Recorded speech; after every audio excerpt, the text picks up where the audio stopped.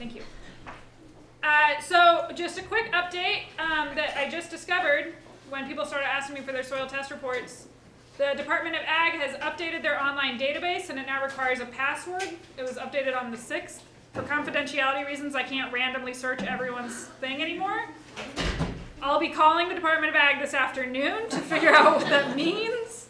But in the meantime, what I would encourage you to do is I will still send you a link to their database, and you should be able to log in, like create an account with the email that you used to submit, log in and find your sample report. I will still be trying to figure out how in the world I find all your sample reports, but that'll be the process, and that'll be kind of outlined in your email. Does that make sense to everyone? And we've had a question about what if I need a new soil sample? Just hang out after class, and we'll be talking about that for a second if you need to submit, like maybe your site has changed or something has changed, or you just, I don't know, whatever's going on with you and you need a new soil sample. Okay, does that sound good? Cool. All right, so I am going to turn it over to Wanda Crutchfield. Wanda is our Intranet queen. She actually helped design this system at the state level. She was one of the main kind of movers and shakers behind that, which is really awesome. And so she's really like an awesome wealth of information for all things Intranet. So we will take advantage of that. Okay. All right. Do you need your computer? Nah, I hope not. All right. I don't want to knock it. That's all.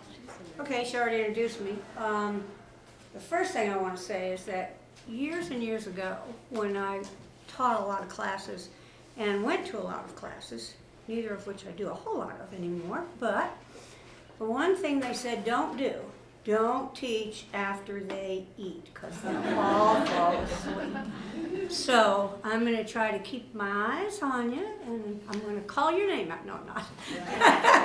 If you need to nap, this is a good time, because everything that I'm going to share with you today is all in print and on video and so easy. What Ashley really wanted me to do today, there's a couple of you, and I don't know if you're here or those are the people that aren't here, that have not yet logged into the intranet. So I'm just going to go over that in two shakes here. This is the public landing page. And if you go to the link that Ashley sent you, this is where you'll land. And if you go to the right upper corner, it says log in.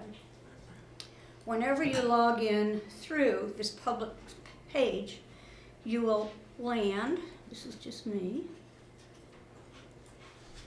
and you'll land on your dashboard. A lot of terminology, but this is the dashboard. This is what most of the people throughout the state wanted to see. They wanted to see their ongoing hours and that kind of thing. So that's where you land. So I'm just going to say that this top navigation bar, if I can get my mouse working, is on every page, and your account, which is your hello, whoever you are, me, I'm Wanda, is also on this page. So the things that you can get through from here are your profile, which I know that you're all going to go in and complete your profile and do your bio, because that's how the rest of us know who you are, what your interests are, and how to get in touch with you, maybe. Because I'm just going to go here ever so briefly. When you go click on your profile, you go to the bottom of the page and you want to edit your profile. Because I did look at a lot of you who have been on, and there are two things on here that are extremely confusing. Number one, anything with an asterisk needs to be completed. So you need to have a phone number. You need emergency contact. But then there's this silly thing that someday they're going to change that says public phone number. Who heck wants their phone number out in the public? That is not what this is. What it means by public phone number is that it will go in the directory, which is only accessible through the Durham County Intranet and only accessible to Durham County Master Gardener volunteers, staff, and students. So if you never want anyone in this program to text you or call you, then leave it the way it is. But if you are not opposed to that, then go back in and put that. And then the other part is scrolling to the bottom and just typing a bio. That's how everybody will know a little bit more about you. And it's really important. And it's kind of fun sometimes to read them. It'll tell you that I was not a technology person, nor was I a gardening person. I was a nurse. So, you know, it's just kind of fun facts and just something that it's worth doing. So, and when you get to the bottom, after you've done all that, you just click on save my profile. Okay, back up to your account. The other things you can do here is to check your calendar. Once you start volunteering, you can look at your hours report, and we'll do that in a little bit. The volunteer and student requirements, which I'm sure you have all read and have seen, but if you click on them, they're right here, so the students are there. They're also in the footer on every page.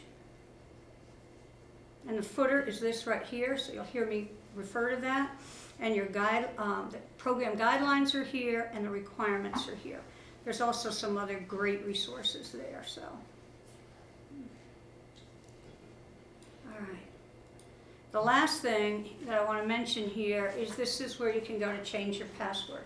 NC State requires that all passwords for any volunteers or employees are changed every 6 months. And I mean, it's here in a heartbeat. You'll get a yellow banner at the top of your page when you log in that says your password is expiring in 30 days. That's when you need to do it. Some people say, oh, I got time, and then something happens. So try it, be aware of that. That's just one thing. And then you log out. So I'm going to log out. This takes me back to this page. But I bookmark this intranet on my computer. So I simply click on that, it brings it up, and what I have done is I've actually bookmarked the home page as where I land. I don't need to look at my hours, I don't need to look at the dashboard. There's really not much information there. Most of the information that you're really going to want to see is you can get to from this home page. So if you are in the dashboard and you wanted to get to Durham, you would just simply click on the Durham at the top, and that's where it's going to take you. That top navigation bar also takes you to the North Carolina page. It's where you can enter your hours. It takes you to the calendar, and very important piece here is the directory. And if you go by that, you can go in and we can just take a look at the students. So this is all of you. And if you look here where the phone numbers are, you can see that not too many people want too much contact. So that's the public phone number. So some people put it in, but most people didn't. If people decide they want to do it, they can put in an address, but it gives your status, your phone number, and after today, you'll have a picture in here. So, and Ashley will automatically upload those. So that's really good. But the directory is that's how you contact people. So if you don't have your phone number in there, they can't contact you. Except by email, which if you're really needing them, that's not going to help much. Okay, back to Durham. And this red sidebar, which will show up if you click on any of these pages. It brings up the individual programs, or the alternate word is committees. So those terms are used interchangeably. They are programs by the system, but people call them committees. So a program has a committee, it's fine. But each one of those will take you to whatever you've clicked on, and you'll get some information right up front about those committees. I think you'll still get a presentation by the committees during this. Committee fair. Yes, Awesome there's a committee fair. Yeah. Committee fair, okay, good. However they're doing it these days, all right. But at the bottom, you can also look at their annual report. Every committee or program has an annual report. If you look at that annual report, you can see what they've been doing in the last year. You want to look at the older ones, you can look at what people have been doing 10 years ago on some of these. But, I mean, it's just a ton of information. And go back to Durham. And the other thing I want to show you is the other things that you of interest. So I put this pretty picture on here. I change it. I guess I didn't change it to winter, did I? Okay. Probably the most important thing that I can give you is this first link. And that will take you to the instructions on how to use this intranet. And we have an incredible team at the state level who's actually done videos. If you click on that, the very top of this has the volunteer tasks. So you're not going to be asked to do anything that you can't find out how from looking at these written instructions, including how to update your profile. So please look at that. And a lot of them, if you click on the instructions, they're written instructions, but there's also a tutorial that they were made by the EMG Intranet team, a member of which I am. So they're short, they're 5 to 7 minutes, something about like that, but they are, they're really informative. And if you don't do any of the other ones, I suggest you do How to Navigate the Intranet. And that's a video that was created by Carla Carpenter, my cohort in Wake County, and also a member of the team. And she did a super job. So you don't have to remember anything I tell you today except how to get here, and then you can take and look at everything else. Okay, so back to Durham. I've already mentioned the footer. The second thing that I put on here is the Durham County Master Gardener's Information and Frequently Asked Questions. This is a paper that Ashley and Karen Waterback put together several years ago, but it's still very pertinent. It gives you some good historical information about Durham County Master Gardeners, even the inception of the program, and then there's some great frequently asked questions, so that if you scroll down, you'll get to those. So that's the second link. All you have to do is log in, you'll land on the dashboard, click on Durham in the top, and this is where you'll end up. The third link here is one that I was asked to put on by Public Events. That'll take you to their calendar, and as soon as you get your feet wet, you're gonna love Public Events. It's one of the major ways we disseminate our newfound knowledge to the public, and that's why we're here. We're here to educate the public of North Carolina in horticulture practices. And then the newsletter is always here. So the current newsletter is here, and then you should take your time in between all your other reading and take a look at them. We have some fabulous people that write for this. One of them sitting in the back right there, Flora, who you'll meet. She does incredible articles and all from her garden, so it's pretty impressive.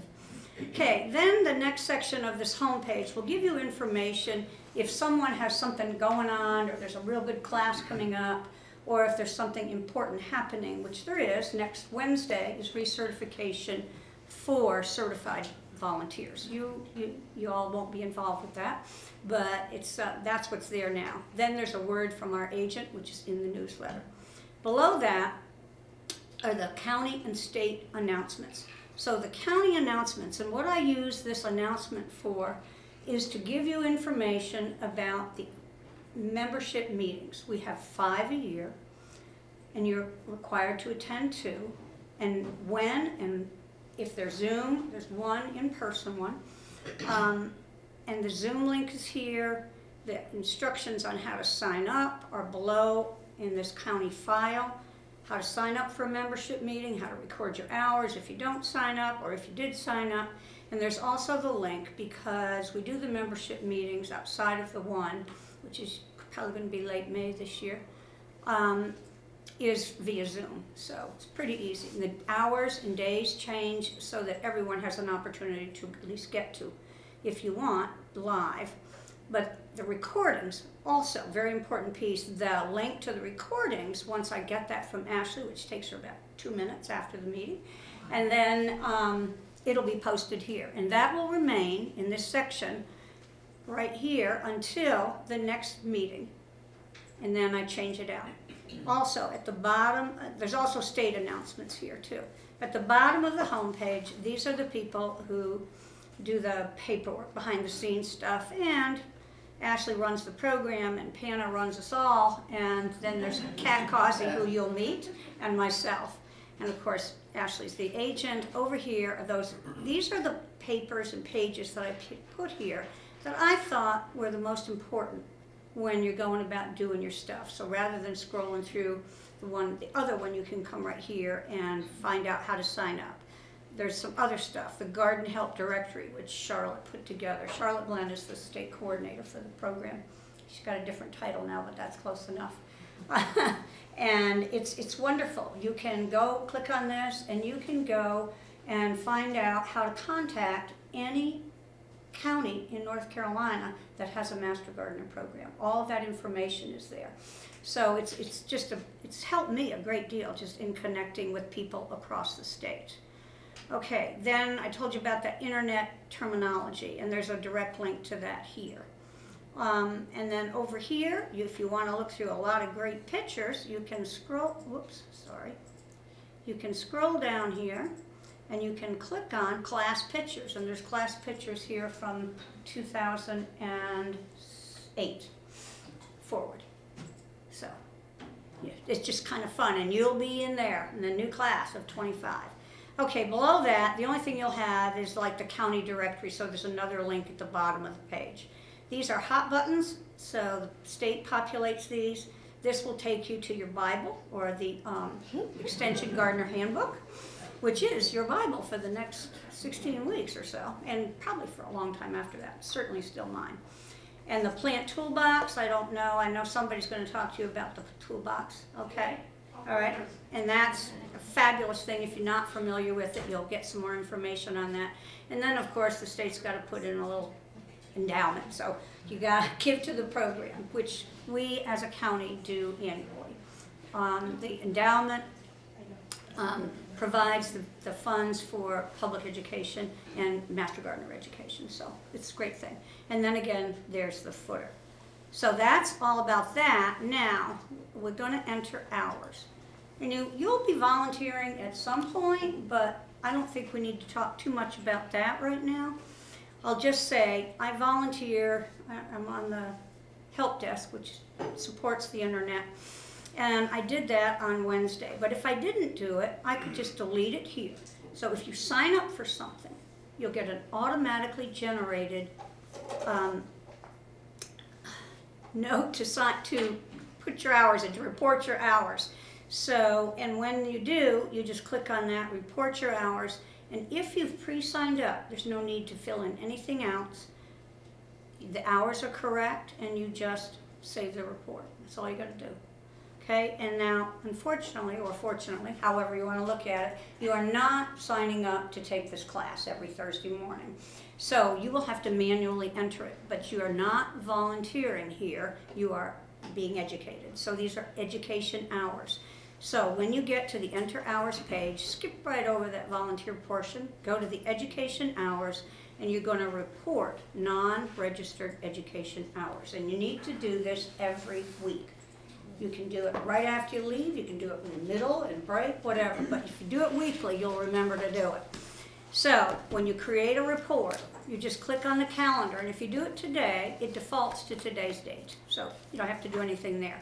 The county will be Durham, which is where you are. The one thing you will have to change here is the education type. The default is other extension training, but if you click on that, EMG initial training is what you are being trained. So that's what you need to change there. And the hours for all classes, and they may go a little shorter, they might go a hair over, but it's 3.5 hours of education for every scheduled class. And then, because it has an asterisk in front of it, you need to put this. And all you have to do here is really easy. You can do class, number 1, or you're gonna have to put, you can just put class. I mean, whatever you want to put, you got to put a word in there. And then if you use mileage to and from this place on your taxes, then you can enter it there, and you can scroll up and down, or for me, I just go 16 miles round trip, and the travel hours are half an hour for me. And that's, again, if you use that for taxes. And if you had some out-of-pocket expense, this would give you a record of it if you put it in there. And then you simply save the report. And you should do that every single time. And I'm just going to do it one more time, because this, if you don't get anything else today, you need to know how to record your hours. So, from that white navigation bar at the top of any page, click on Enter Hours, scroll down to Education Hours, click on the blue button, the date defaults to what's here, the county is Durham, it's initial training, and the hours are 3.5, and this is class, and then save the report. Now you think, oh God, did I do that right? Well, we talked about this a little bit ago. you can go in and now you can look at your hours reports. So those are my volunteer, but if you go down to education, then your report is going to show up. Now you can see I did this twice because, you know. And another thing, if you hit, you know, save the report and it doesn't go right away, don't hit the button again, because every time you hit save the report, it generates another report. So last year we had a lot of trouble with a very slow internet, and I made a zillion calls about, could you please take away 2 of the 3 of these that you put in a nice kind of way. But anyhow, if you need to edit them, editing hours reports is not as easy as it should be, but you can edit anything below description of activity. You cannot edit anything on the top. So if you just type in January 9th for the next 16 weeks, you want to change that, you'd have to redo the whole report and delete it. But what you can do is you can change the class, the description, the hours, the mileage, any of that stuff. Or if you don't like it, you can delete it and start over again. And I'm going to delete that other one. So that's what the little yellow pen is here. You can edit or scroll down and you can delete the report. All right. I'm gathering my thoughts here. So give me a minute. I don't want to overwhelm you, but I want to give you enough information to stimulate your curiosity. So, and after this, yeah, I'm going to take questions. Go ahead. I was wondering, can we do this now, or does it have to timestamp right after class? You can do it now. It's fine. I don't know that I would do it for the next 16 weeks right now, but I would do it. You can certainly do it when you have a break. Yes, sir.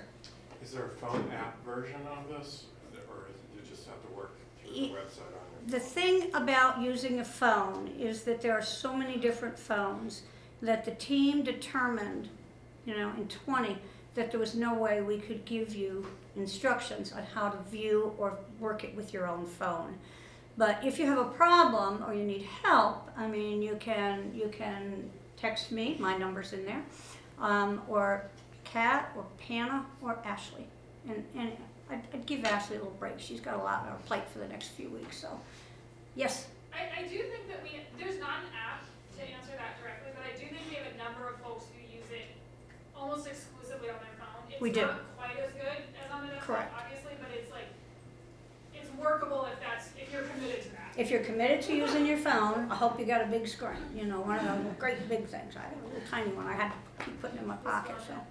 Yes? I do that on my phone, so I don't know who asked the question, but you're more than welcome to look at what I do on my phone. Okay. And again, phones are different. If the whole world had an iPhone, it'd be easy, but that's not the way it is, so. Some of my, yes, Flora? I don't know if you want to say this, but if you sign up for an educational event, for instance, if you sign up in advance on the calendar for the Durham Garden Forum, Mm-hmm. and the Durham Garden Forum is from 7 to 8:30. Mm-hmm. And if they finish at 7:15, you cannot enter those hours until 7:30. Okay, and that's absolutely right. And I'm trying not to give you too much information, but anyhow, because I don't know what you're going to sign up for. But if it is a calendar event, whether it is a volunteer event or an education event, most of the time it will not populate the intranet until the scheduled end time of whatever the event was. So what Flora said is absolutely true. So if you came to the advisory committee meeting next week, you can sit in on that anytime you want. And it gets over at 1:30, 1:30 these days. No, 2:30. Probably get over at 1:30. But if it gets over sooner and you've signed up on the internet, it won't populate until the end time. So don't go in and say, oh, I thought I signed up and there's nothing there. So you type it in and then you're going to get another report that says you need to enter these hours. So I don't want this to be confusing. You with me? Everybody's with me? Mm-hmm. Any more questions? Yes. I have a reset password request and I haven't gotten anything back. How long does it take to issue that back? You should get it instantly. Okay. Have you logged into the intranet? No, I made a mistake in the beginning and I didn't. And so now I can't set it up again because now it says I'm there. And so I tried to go in and reset password request, but I'm not getting anything.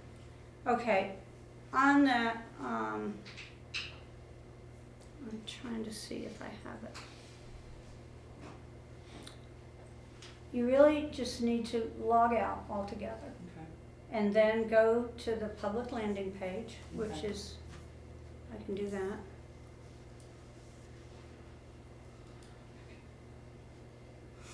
Okay, and log in. And when you get to this screen, you have to make sure that the address that is here is the address that you use when you set up your account. Okay. If there's a password in there, delete it. Okay, so you would just delete that, if I can find delete. Okay, and it doesn't, you don't even really need to have anything there. I mean, you can do all of this, can be deleted. And then you simply go down to forgot your password. Okay, and then you just send it, you have to put your email in here, and you've done all this? Okay, so her account may be blocked because it's, Yeah. Thank you. Let's talk about that one in particular, like just stay after class. Okay. yeah, because that's very different. Okay. But if you can't remember it or whatever, if you use a password manager, and most people do, I think, and then it gets really hard when it comes up when you got to change your password, and one of those is that you got to put in your old password. Believe me, you don't ever have to do that. You can always do what I just showed you. You don't need to have your old password. Okay. But if your account has not been set up, then you won't be able to get a new password. Okay. Thank you. Mm-hmm. Any other questions? All right. Anyhow, my contact information is in there. Again, I am Wanda Crutchfield, and I am the chair of the tech team. Woohoo! Woohoo! That's it. Awesome. You want yours back? Yeah, I'm taking over. There you go. And so I'm actually going to show you, we're going to keep showing you resources. We're going to kind of stay in that phase for the next little bit. I think, Yeah. Tell them about the one you're going to send them. Sorry, I oh, skipped I didn't even over think that. about that. I was going to, and when they asked the question. So. And, oh, this is terrifying. Okay, there it is. So I will send you a useful links page that Wanda has given us so that you have kind of all this in one place. And remember also that because we record all of these classes, right, you also will be sent a recording of everything that just happened, right? So if you're like, I know she said something, but I don't remember what it was, but there's also all those resources she showed you. So none of this is to say that you can't ask questions, but there's really like a wealth of resources that I will often end up, like you'll ask me and I'll end up directing you back to something because someone else has already put a lot more thought into how to explain this than I have, and so like it's more succinct, it's better thought out. The other thing I'd like to show you really quickly on the intranet is something that will become really relevant for you. So when you guys get those follow-up emails, for the first couple of weeks, I will send you links to your quizzes. I will send you what your readings are. I will send you all that information. And then I'll stop sending you those links. And I'll say, find it on the intranet, right? Because I'm trying to kind of, I'm trying to coerce you into actually using this because this is very important. And so those will all come down to this page right here. It's 2025 initial training for folks who are like, why is that type so tiny? And this is your landing page, really. This is for class, right? 2025 initial training. And what it has is it already has your class schedule that we gave you, the final project prompt. Within the next couple days, it'll have all the intern photos uploaded. It has some internship tools that will go over more as class develops. And then the way it really works is that for every week, we have a header. And so starting here, this will be both your introduction quiz and how to do a quiz. right? In case you need that information. And as we go, I'll also start adding then the recording links there. I'll start adding extra documents that might be useful. Something I'll point out is, because I have a pointer and I can do that, it's easier. These are blue, that's because you can click that too, and that will become a folder of any sort of PowerPoints, documents, anything extra we might have gotten that week. So not every week will have that, but if it exists, that's where it gets loaded, right? So this will become much denser and more populated as kind of we go. Right now it's still got a little bit of interesting information for classes, like if you want to see more of something, more of a topic, we already have some of that preloaded, but recordings, all of that goes there. Does that make sense? Cool. And so for next week, we'll want to do week 1 and week 2 before. Yeah, that's why you have 2 quizzes, right? Is because like it felt particularly mean to like email you even before the first class and be like, you got homework. So for next week, we'll ask you to do the introduction quiz and the botany quiz by kind of like Wednesday, 5 p.m. is typically what I tell people. I'll probably say 12 p.m. because that actually gets 5 p.m. for most people. Act like you didn't hear that. It's really 12. And I'll send you links to all of this for the first couple weeks, and then I'll start trying to kind of gently coerce you into navigating to it yourself and finding it yourself. The intranet, like as Wanda said, is extremely useful, and it's really essential for our program. And when we talk about things like education hour reporting and eventually volunteer hour reporting and contact reporting, which is how many people we interact with, this is how we justify the program, right? It's that reporting. The reporting is how we get the funding at the state and federal level. It's how we pay for the positions. It's how we do everything. NC State loves to share this information. The state shares it. It's shared at the federal level. Like it's very, very important. And so it can seem like we're always like hounding you for reports, but it's really what we need to show kind of at the higher level what's going on here. So like, please, for real, enter your hours. And then, okay, so switching into kind of one last resource, and I think we'll get out pretty early today, which is like kind of always the fun of the first day of class. You know, you're like, hey. This is accessible both at the bottom of the page here, the plant toolbox, but also if you just search, let's see, where was it? It's plants.ces.ncsu.edu, and I'll send you a link to this. Anytime you see this, right, it's Cooperative Extension Service.NorthCarolinaStateUniversity.edu. This is plants.ces.ncsu.edu. This is the plant toolbox. You can access it through the intranet, but this is absolutely public facing, which is why I'm showing you how to find it just through like searching, right? The plant toolbox is awesome. This was developed out of NC State. It's been developed over the last however many years. The goal was really to have a very, very, very comprehensive research-based information source for plants, just in general, right? I think partially we were kind of jealous of the Missouri Botanical Garden toolbox, and so we made one that was better, in my opinion. So I want to show you a couple of things about this that I think are really cool. This is a resource that you will use all the time, if you don't already. It'll be extremely useful in your project, but it'll also be extremely useful when you're talking with clients, with contacts, with anyone else that you might be working with. Because if you're thinking about a plant, or if you're trying to find a plant for someone, right? Someone wanders in and they're like, I don't know, it's like shady and dryish and I want it to flower and be native. You don't have to just pull that out of thin air, right? Like we have a tool to help you find that plant. So I want to kind of walk you through the plant toolbox a little bit and some of the abilities it has. So you can absolutely just search for a plant, right? So let's do mist flower. So that's the common name for, you also might know it as ageratum, but it's Conoclinium callistinum. Callistinum? It's fun. If you don't know how to say a scientific name, just try to say it quickly.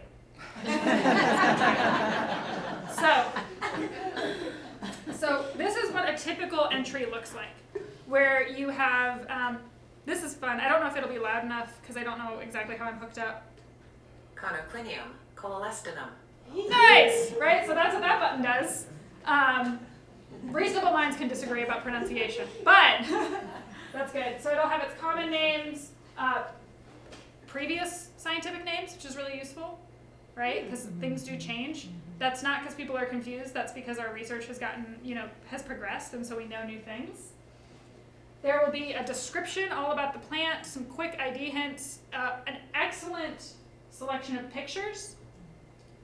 This is really nice. If you end up joining any of our social media teams, or if you're preparing talks, or if you're doing anything like that and you need pictures, it actually does matter that we use images that we have the right to use, right? That matters. And so all the images on the Plant Toolbox are in the Creative Commons, or we as volunteers have the right to use them. So as long as you properly cite them, which means including the name and that license, you can use any of these for basically anything. These are images that are available for use.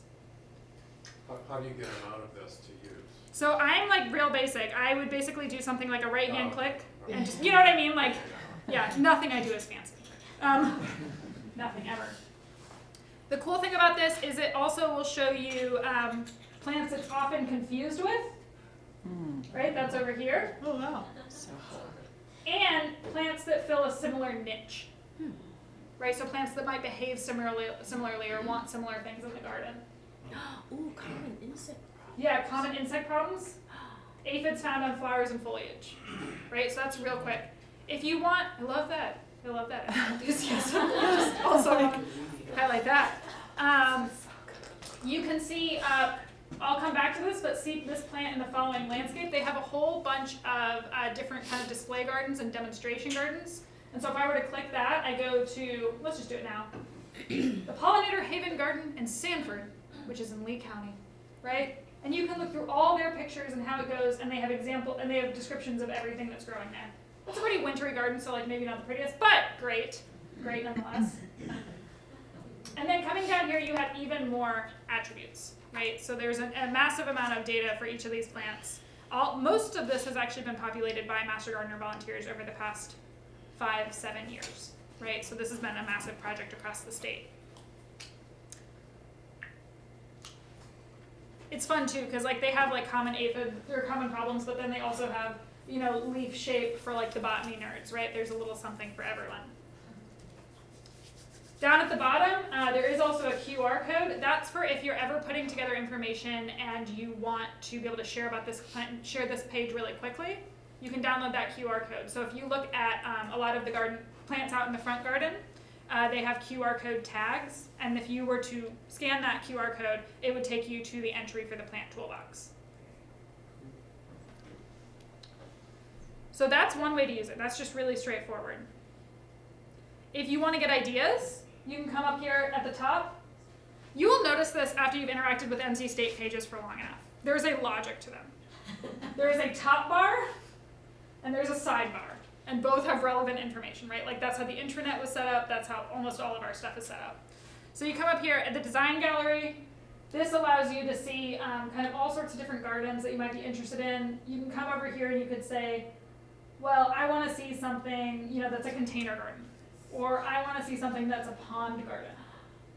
You could say for a landscape theme, I want to see a pollinator garden, right? And so then if I were to click on this backyard patio garden, it's going to tell me a little bit about it, show me pictures, and then have lists of all the plants that are in each picture with a link to that entry for the Plant Toolbox. Okay? Just because I am pleased with us, here's the link for the garden out front. We just lost a huge tree in the last year, which is why the garden looks crazy. But these are our original design plans, kind of a narrative about it.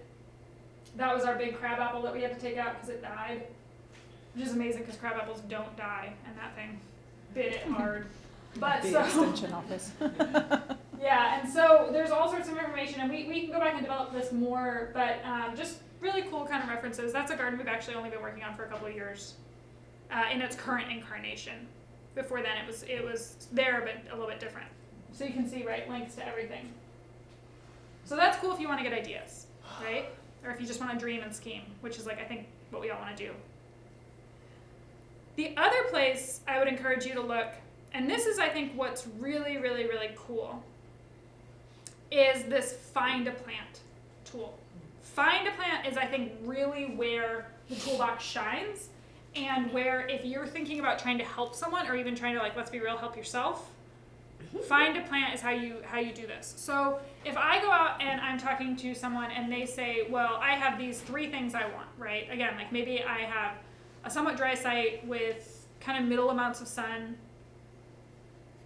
Always get people to be realistic with you about their water and their sun. They always think they have more sun and more water than they have. So like, I would ask that question a couple times in multiple ways. And I want it to be native. For me to just come up with that list off the top of my head would take a while. So what I'm going to do instead is I'm actually going to come to this. I'm going to come to the find a plant. So we're going to start with cultural conditions, right? So for this person, this is very small, I know, but like I'm just trying to, this is for kind of demonstration purposes. If we want to say, well, it's part shade, so it's 2 to 6 hours a day. All of a sudden, I've gone down to 3,200 plants, still a lot, right? Soil drainage, well, it's occasionally dry. Now we're down to about 1,000 plants. I would actually really like to have a native garden. It's in the landscape theme. And what I would encourage you to do is to explore each one of these drop-down menus, right? Take a minute looking through the drop-down menus to see kind of how they work, because there's a lot of them. And they really allow you to narrow down. And the only way you're going to understand something like this actually is by like getting in there and like playing with it yourself. And so all of a sudden now we're down to 416 plants, which is still too many. But like, maybe I really like a cottage garden, right? So I like kind of like these perennials and I don't want as many shrubs. Okay, now we're down to 47. Right? And maybe, what else do I care about? Problems to exclude, right? I don't want things that are poisonous to humans, which a lot of great plants are, so I wouldn't always rule those out. But, you know, all of a sudden we're starting to get down to a list, right, that's a little bit more manageable. And if I were to add even more, I could narrow it in even more. And now this is kind of cool because I can go through and I can just look at all these different plants. And it's pictures, everything else like this. And, you know, for me, for example, I don't always know all these plants, right? It's a cool way to get new ideas for new things. And so what I would do if I were you and I was looking for this set of plants, you narrow it down as far as you can, and then you start clicking through to the ones that appeal to you or look cool. You read that bio really quickly, and if that looks like a good plant, you add that to the list. And if I was putting together a list for a client, you know, I would then just actually even drop a link to that in that email, right? So I'll send you an email with like, here's 5 plants that look good, link to the plant toolbox, right? And we'll show you how to do all of that as you go. But this is just kind of something to get you thinking about how to do that, right? And this is like, let's be real, we're coming up on spring. I know we're all looking for our new plant friend. This is a good way to find them, right? This is a little bit more geared toward ornamentals for sure. The information is not as dense for vegetables, fruits and vegetables, which makes sense because it's hard to do a real entry for like a tomato, right? Because you're like, there's like tomato and then there's like the hundreds of varieties of tomato, right? So that's a little bit different. But those entries actually are still there and they'll have good basic cultural information for how do you grow those plants and what do you do with them. Yeah. This may be getting way ahead of ourselves, but Love it. do you also kind of give us ideas or recommend places that you could get these plants? Because a lot of times, like I have a couple of favorite nurseries that I know about, but sometimes it's like, where do I even know to get very specific plants? That's an excellent question. Just resource. Because no. And there's a reason I don't do that, and I'll tell you why. I'm government. You are now entering into government space, right? So we cannot make recommendations explicitly for where to buy things, except when it is extremely hard to find. So if I know of a plant and you can only get it at one nursery, and that's the only nursery I've ever been able to find it, I can tell you that nursery. But if I think you can get it at 3 or more nurseries, I guess we can tell each other. please do. That's like a delight for us, right? Like we want to know your hot tips. Yeah, can and should. But for us, right, we don't share specific sourcing recommendations unless it's very, very hard to find. So you'll see that sometimes, but not commonly, at least when we're speaking with the public, because it just doesn't work for me to be, or for us to be biasing towards one nursery or another. Just really super basic. When you say ornamental, Yeah. what does that mean? Yeah, totally. It's a great question. So when I'm thinking about like ornamentals, I'm thinking about like the non-edibles, right? So I'm thinking like ornamental is going to be not fruits and veggies, not any of that kind of stuff, not tomatoes. An ornamental is going to be like a tree, a shrub, a native pollinator plant, something that I'm growing for a reason other than like I'm going to steal its fruit or nuts. Does that make sense? Or leaves. Yeah. Herbs in that category? Herbs would be more on the edible side typically, but we do actually end up growing a lot of herbs for ornamental reasons, right? Like you don't need as much thyme. Or lavender. Yeah, or lavender as you grow, right? But typically we think about them more on that edible side. Yeah, good question though. Does that make sense? Mm-hmm. Okay. They also have added, fairly recently, a lot of houseplants, which they didn't have in the Toolbox.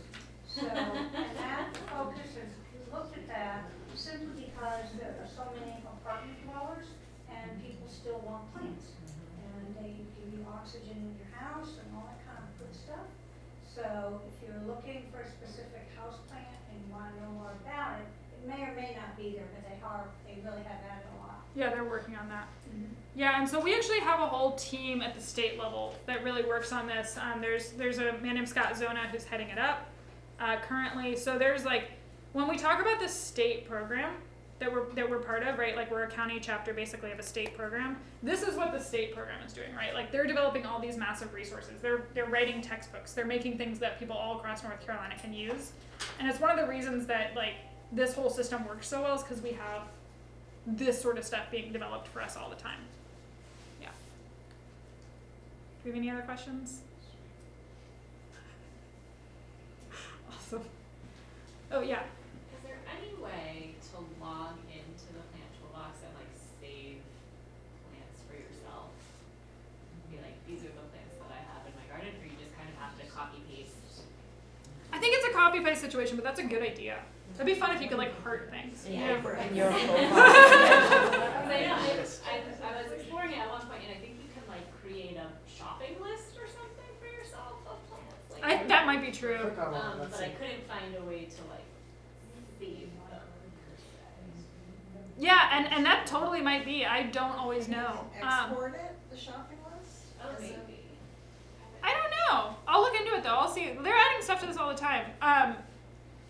One thing I just noticed too is there's also these quick plant lists on the main page on the left if you ever want them. So that'll be things like North Carolina native pollinator plants, Audubon's bird-friendly plants, showstopper plants, low fire risk. That's especially for the western part of the state. Highly beneficial coastal plants. But so see, some of these are really good because there's an invasive plants at the bottom, right? So stay away from. Yeah. All right. How are we all feeling? Do we have any bigger questions, smaller questions? Okay. So for next week, yeah, we're gonna get out early. What we're gonna do is hopefully by the end of the day today, typically it's by the end of the day Thursday, I send you a follow-up email. It will include everything we covered, links to the recordings, what you need to do for next week, and if there's any extra resources we shared that I think you might find useful or interesting. And then, yeah, next week we'll be doing botany, so you'll need to have your botany chapter done, your botany quiz done, and your introduction quiz from today done. If you have any, yeah. Is there like a message board where we can talk to each other somewhere in here? There is not, but we've thought about it in the past. You will eventually get added, this is not exactly the same, you will eventually get added to the larger Master Gardener listserv where we're sharing information all the time. But we don't have a real message board. I think there's a terror at the state level of doing that kind of stuff that it would like get weird. But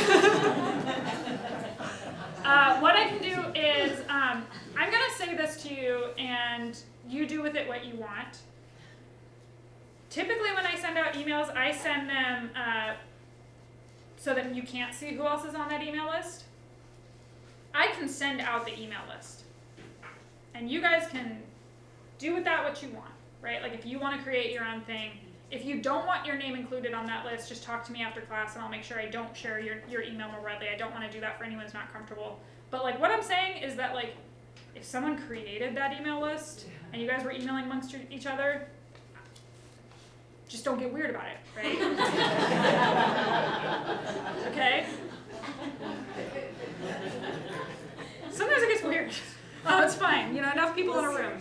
We just shouldn't get too weird. Yeah. So is today 2.5 hours? Always 3.5 hours. Always 3.5. Yeah, because we booked you for 3.5 hours, right? Like you set aside 3.5 hours. So like whatever we did with your time, it's not, you gave us an extra hour. So yeah, when you get home, make sure you do your 3.5 hours entry if you have not already. We will start eventually hounding you if you see that you're not doing those entries. All right, you feeling good? All right. Thanks, everyone. Thank you.